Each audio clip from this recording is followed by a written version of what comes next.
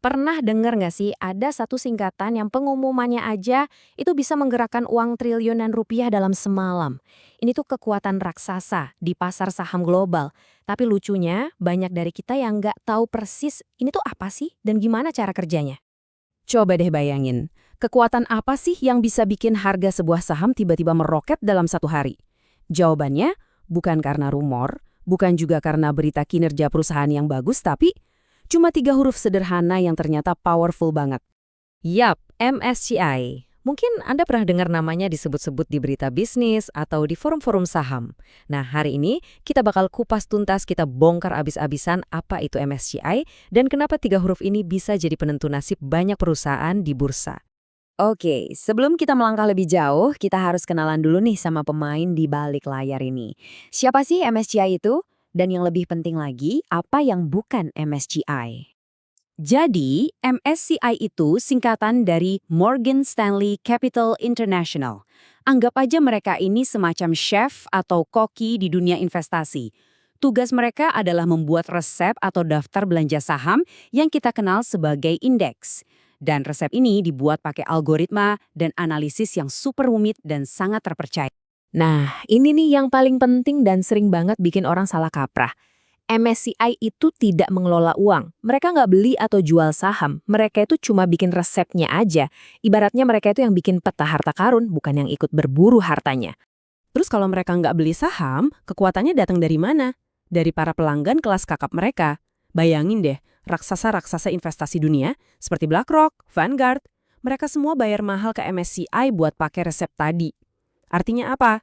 Kalau sebuah saham masuk ke daftar MSCI Indonesia, maka dana triliunan rupiah yang ngikutin indeks itu secara otomatis hukumnya wajib buat beli saham tersebut. Di situ lo letak kekuatannya yang luar biasa. Oke, sekarang kita udah tahu siapa itu MSCI. Pertanyaan selanjutnya, kenapa sih masuk ke dalam daftar MSCI ini rasanya kayak menang lotre buat sebuah perusahaan? Kenapa diincar banget? Keuntungannya bisa kita rangkum jadi 3 hal simple tapi powerful banget.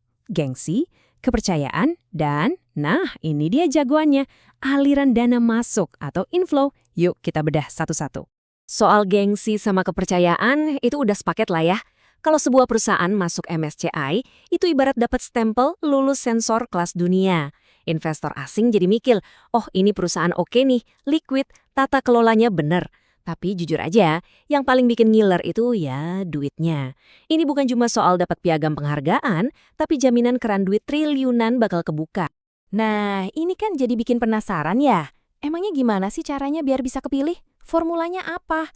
Walaupun resep pastinya itu rahasia dapur mereka, kita sebenarnya tahu kok beberapa bumbu utama yang dicari sama algoritma MSCI. Jadi ada 3 saringan utama. Pertama, kapitalisasi pasar kali free float. Gampangnya, ini nilai saham yang benar-benar beredar di publik, yang bisa kita beli. Bukan yang dipegang sama pendiri atau orang dalam. Kedua, faktor inklusi asing, alias seberapa besar porsi yang boleh dibeli sama investor luar. Dan yang ketiga, yang nggak kalah penting, volume perdagangan harian. Sahamnya harus rame, harus sering ditransaksiin. Intinya, syaratnya itu gede, gampang diakses asing, dan super liquid. Oke, sekarang kita masuk ke bagian yang paling seru, ngomongin duit. Seberapa gede sih aliran dana yang dari tadi kita bahas? Siap-siap ya, angkanya ini bener-bener bikin melongo. Coba lihat ini. Waktu ada rebalancing MSCI, saham aman itu langsung diguyur dana sebesar 3,3 triliun rupiah. Gini ya, itu dalam satu hari. Kebayang nggak sih? Dan itu belum selesai. Di hari yang sama, saham DSSA juga kebagian rezeki nomplok sebesar 3,4 triliun rupiah.